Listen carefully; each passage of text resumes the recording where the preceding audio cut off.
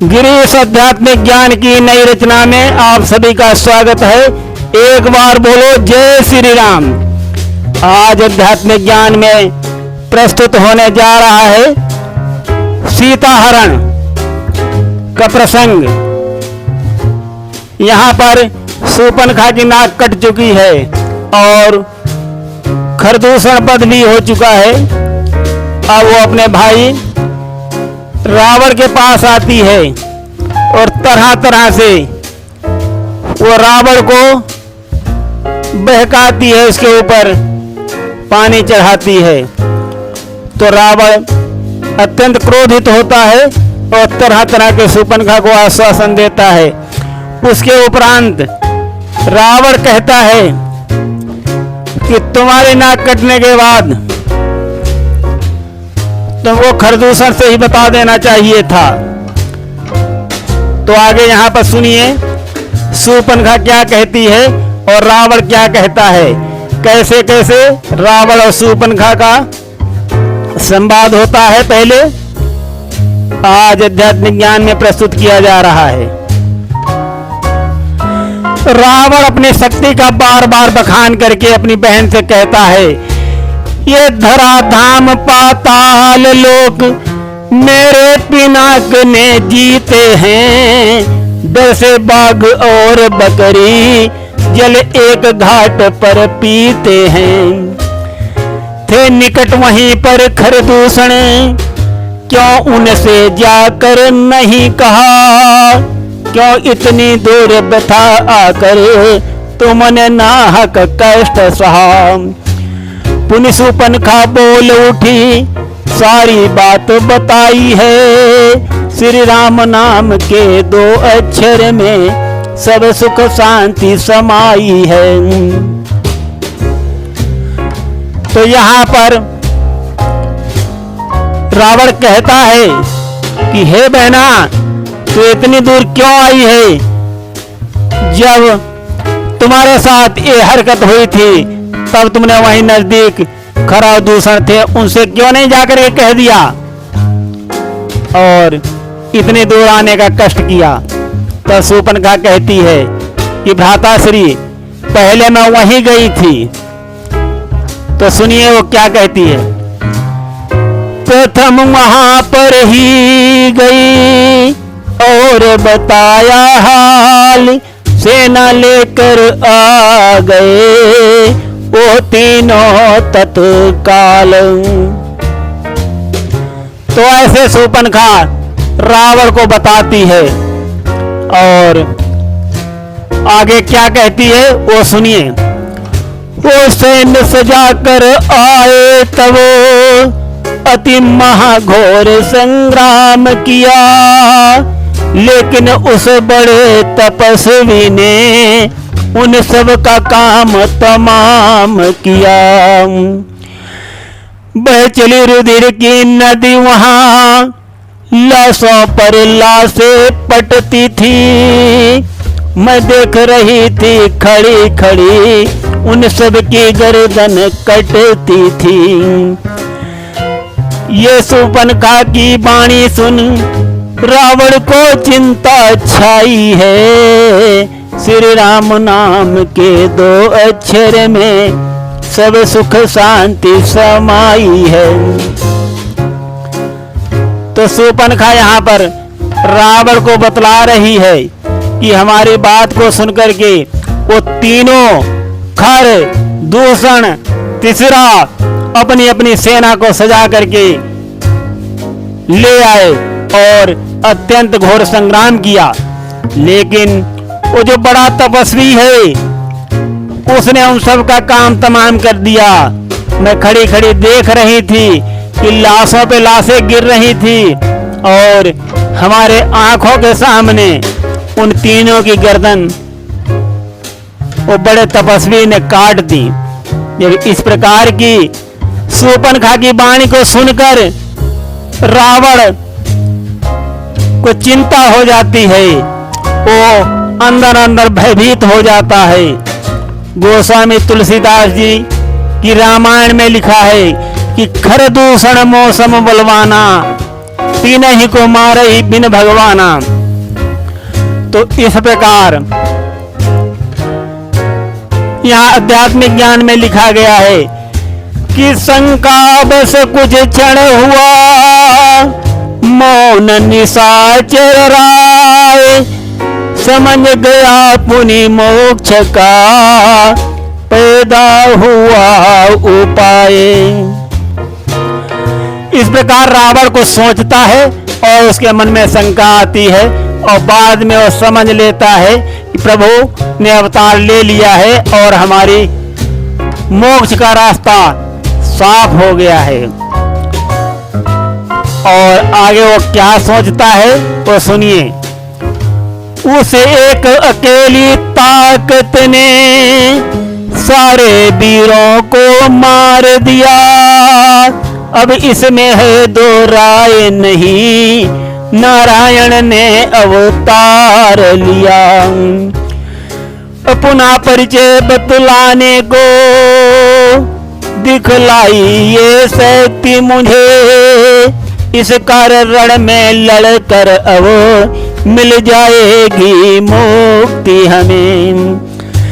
ये सोच समझ कर रावण ने मन में यह बात दवाई है, श्री राम नाम के दो अक्षर में सब सुख शांति समाई है। तो साथियों यहाँ पर रावण को पता चल गया, उसने समझ लिया कि भगवान श्री नारायण का अवतार हो चुका है और उन्होंने अपनी शक्ति दिखाने के लिए मुझे एक चुनौती के रूप में ये सब दर्शाया है। और अब मेरे पास दो ही विकल्प हैं। एक विकल्प भगवान के धाम को भक्ति करके जाया जा सकता है और दूसरा विकल्प ये है कि अब उनसे लड़ाई लड़ करके उनके हाथों मर करके ही मेरी मुक्ति हो सकती है। और मेरे अंदर निशाचरी खून है और मैं भक्ति अब नहीं कर सकता हूँ। इस प्रकार से उसने वो बात वहीं अंदर मन में दबा लेता है और लड़ने का ही निश्चय ठान लेता है। अब आगे सुनिए क्या होता है। वो निश्चय ही अवतारी है, मैं बैर भाव ही रखूंगा, पथ नहीं दूसरा है कोई, जो मोक्ष के फल को चखूंगा।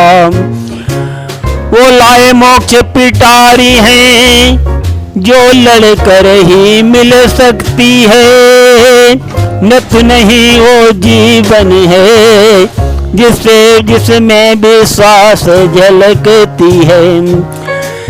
सोच हृदय पुनि रावण ने रण की बिगुल बजाई है, श्री राम नाम के दो अक्षर में सब सुख शांति समाई है।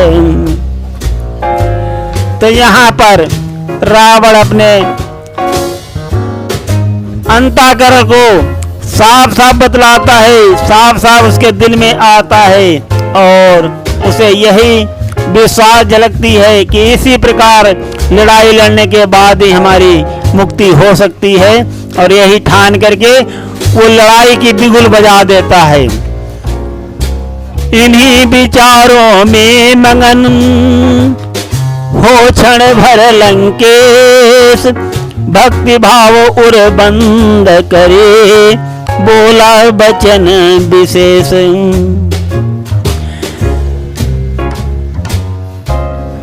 तो ऐसे ही विचारों में रावण कुछ क्षण मगन होकर के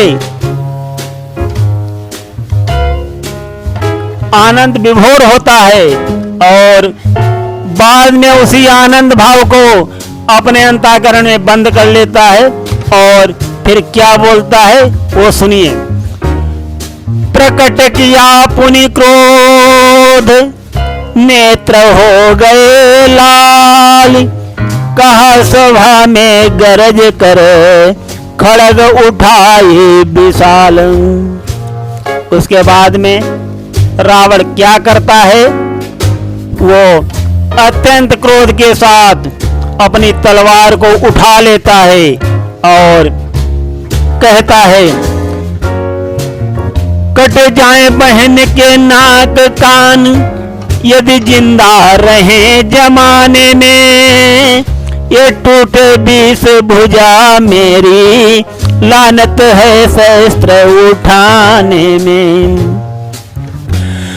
तुम यहीं ठहर कर धीर धरो, मैं दंडक बन को जाता हूँ, उनके इन खोटे कामों का मैं बदला अभी चुकाता हूँ।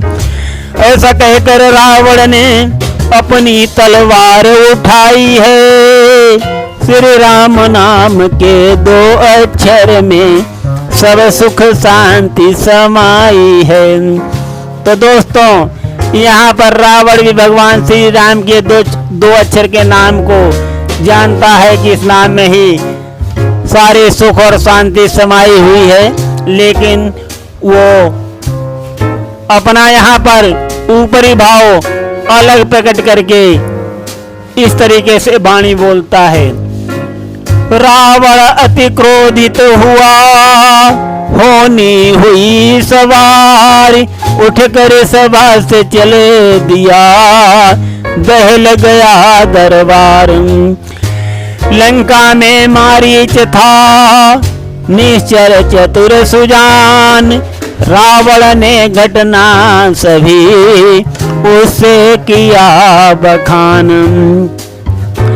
तो साथियों, यहाँ पर अब होनी सवार हो गई है और अब अत्यंत रार बढ़ेगी, कथा में बहुत ही रोचकता आएगी जब सभी निशाचर मारे जाएंगे और देवता लोग खुशियां मनाएंगे गगन मंडल में। तो आगे सुनते रहिए क्या होता है। रावण अब मारीच के पास पहुंच गया है, जो उसका मामा है, और वो कह रहा है रावण उससे, वो सुनिए।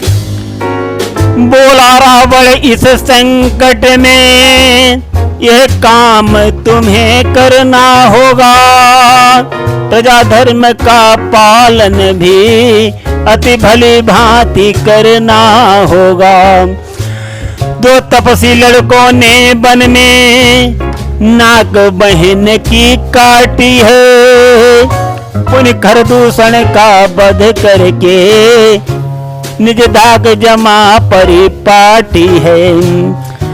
अब उनसे बदला लेना है, रावण ने बात सुनाई है, श्री राम नाम के 2 अक्षर में सब सुख शांति समाई है। तो यहाँ पर मामा मारीच से रावण कहता है कि दंडक वन में 2 लड़कों ने आकर के बहन की नाक और कान काट दिए हैं और वहां पर अपनी धाक जमा ली है।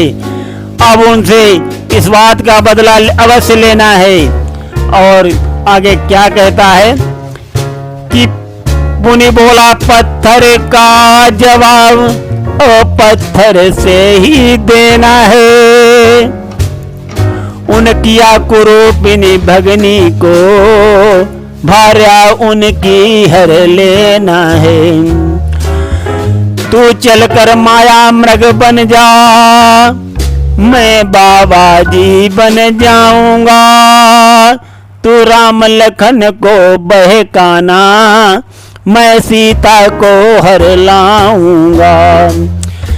बार बार ऐसा कहकर रावण ने कुमति कमाई है, श्री राम नाम के 2 अक्षर में सब सुख शांति समाई है। रावण यहाँ मारी से कह रहा है कि मेरे साथ चलो और तुम माया मृग बन जाना और मैं बाबा जी बन जाऊंगा, तुम श्री राम और लक्ष्मण को बहकाना, मैं श्री सीता जी को हर लाऊंगा। तो बार बार रावण ऐसा कह रहा है मारीच, और जब रावण की बात मारीच सुनता है तो उसका कलेजा हिल जाता है। वो सुनिए। सुन बातें लंकेश की, कहा कलेजा थाम, याद नहीं रावण तुम्हें अवधपुरी के राम। तो मारीच इस प्रकार कहता है रावण से कि हे लंकेश, तुमको क्या अवधपुरी के राम की याद नहीं है? और जो तुम धनुष भी नहीं तोड़ पाए, उठा पाए थे, तो तरह तरह से मारीच रावण को कहता है, भगवान श्री राम के नाम का बखान करता है और बाद में कहता है कि हमें तो बहुत कुछ याद है। कहता है वो विश्वामित्र यज्ञ वाला अध छूटा प्राण आंखों में है, जिसने फेंका 100 योजन पर वो राम बाण आंखों में है। वो नाम कान में आते ही मुझको जूड़ी चढ़ आती है, बरसों की चोट पुरानी है, फिर भी एहसास कराती है। चुपचाप रहो लंकेश, इसी में सबकी रहे भलाई है, श्री राम नाम के 2 अक्षर में सब सुख शांति समाई है। तो दोस्तों, मारीच अवश्य अत्यंत कुटिल असुर है और बहुत घातक असुर है, किंतु यहाँ पर अभी उसकी बुद्धि अच्छा काम कर रही है। वो रावण से कह रहा है कि श्री विश्वामित्र जी की यज्ञ में जो प्रभु श्री राम ने हमारे बाण मारा था, उससे हमारा प्राण आधा तो निकल ही गया था और हमको 100 योजन पर फेंक दिया। वो मुझे अभी भी याद है।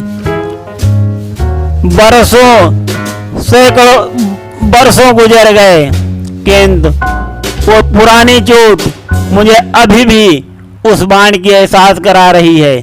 और जो सबकी भलाई चाहते हो लंकेश, तो चुपचाप रहो, आगे कोई कदम न बढ़ाना। और आगे क्या कहता है मारीच, वो सुनिए। पुनि बोला उन सिंहों को माया मृग कैसे बहकाएगा, जो सन्मुख उनके जाएगा तृण के समान उड़ जाएगा।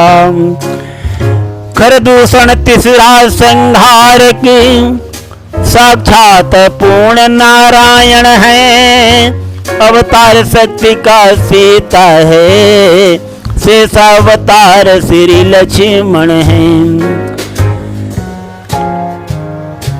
तो इस प्रकार वो शुद्ध बुद्धि से महासुर मारीच रावण को इतने सुंदर सुंदर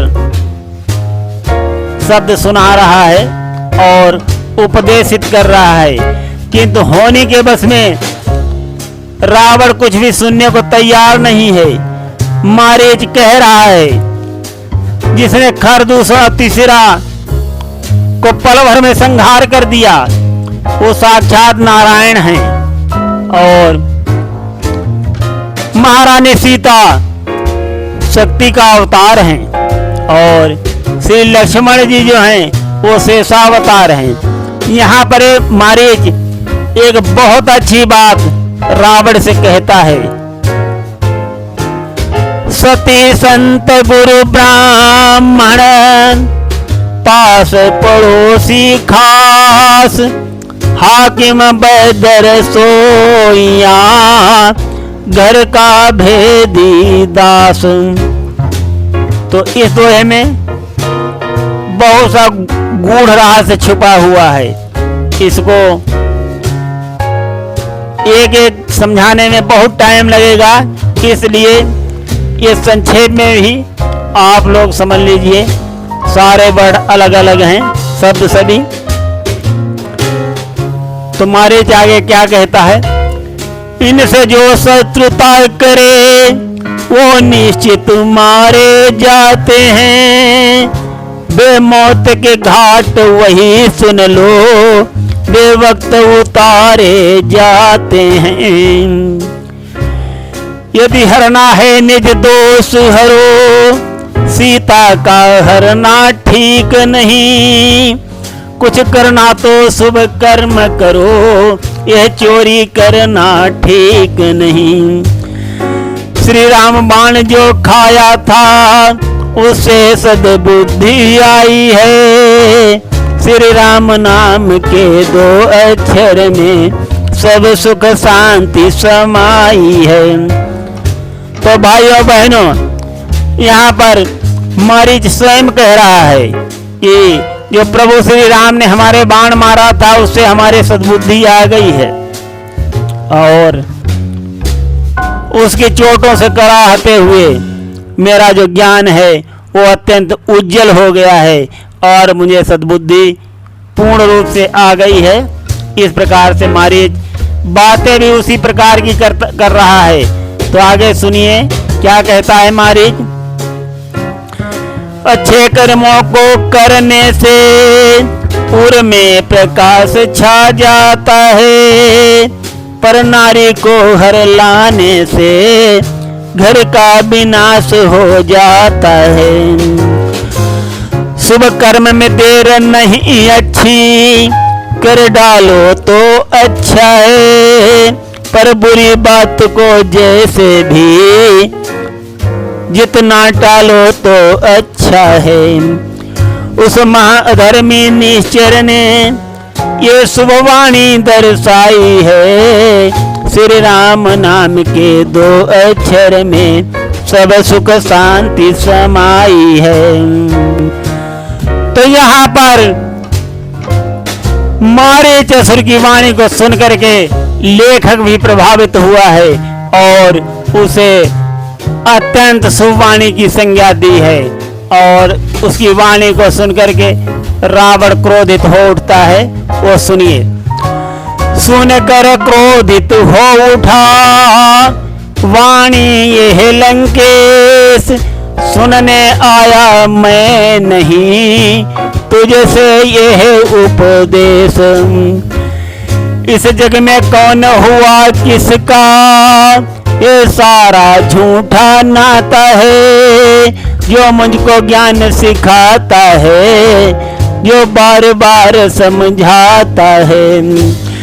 यदि साथ नहीं देगा मेरा, मैं तेरा ज्ञान भुला दूंगा।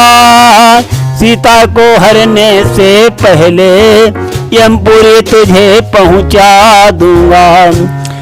ऐसा कहकर लंकेश्वर ने उसको डांट लगाई है।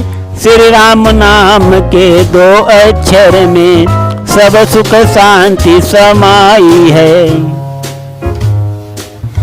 तो रावण मारीच की बातों को सुनकर के क्रोधित हो जाता है और उससे कहता है कि अगर मेरा साथ नहीं देगा तो सीता हरण करने से पहले मैं तुझे यमपुरी पहुंचा दूंगा। तो रावण की बातों को सुन करके मारीच डर जाता है। कुपित देख 10 शीश को कांप उठा मारीच, बोला यद्यपि काम यह सब प्रकार है नीच, पर नहीं हमारे बस में है, सब भांति मौत ही आई है। इधर कुएं में गिरना है, उस ओर गिरो तो खाई है। बलिदान प्राण ही करना है, क्यों रावण के हाथ करूं। यदि मरना हो मरना ही अब निश्चित है, तम राम बाण से क्यों न मरूं। चुपचाप हुआ मारीच तभी अपनी सहमति जताई है। श्री राम नाम के 2 अक्षर में सब सुख शांति समाई है। तो यहाँ पर जब मारीच ने देखा ये महाहठी रावण मानेगा नहीं, ये अवश्य ही मुझे मार देगा, तो इसके हाथों से मरना अच्छा है कि मैं भगवान श्री राम के हाथों से मरूं। और मोक्ष धाम को प्राप्त करूं, परम धाम मिलेगा मुझे अगर भगवान श्री राम मुझे मारेंगे। तो ये सोच समझ के मारे चुपचाप हो जाता है और अपनी सहमति उसके साथ चलने के लिए जता देता है, कह देता है कि मैं तैयार हूं। मौन हुआ मारीच तभी मृग बनने को तैयार हुआ। ध्यान सुनो सारे सज्जन जिस लिए राम अवतार हुआ। दोनों पहुंचे पंचवटी तब रावण ने समझाया है खोटे दिन उनके आए हैं ईश्वर की यह माया है। होने होनहार बलवान यही रावण ने कुमति कमाई है। श्री राम नाम के 2 अक्षर में सब सुख शांति समाई है। तो इस प्रकार दोनों पंचवटी में पहुंच गए हैं और रावण मारीच को समझा रहा है कि तुम्हें क्या करना है। पंचवटी में पहुंच कर सोच रहा 10 शीश। पंचवटी में पहुंच कर सोच रहा 10 शीश। होई निशाचर हीन मही विनती करें गिरीश। तो साथियों पंचवटी में पहुंच करके रावण और मारीच यहाँ पर सोच रहे हैं और लेखक गिरीश यहाँ पर प्रभु श्री राम से विनती करते हैं कि हे प्रभु शीघ्र ही निशाचरों को असुरों के हीन कर दो और इनका संहार करो प्रभु, सबकी रक्षा करो प्रभु। इस प्रकार से गिरीश विनती करते हैं। आज हम प्रसंग को यहीं पर विश्राम देंगे। ये प्रसंग सीता हरण पार्ट 1 कहलाएगा और पार्ट 2 जो है इसके आगे प्रस्तुत किया जाएगा। सुनते रहिए आध्यात्मिक ज्ञान में ये नई रचना। धन्यवाद।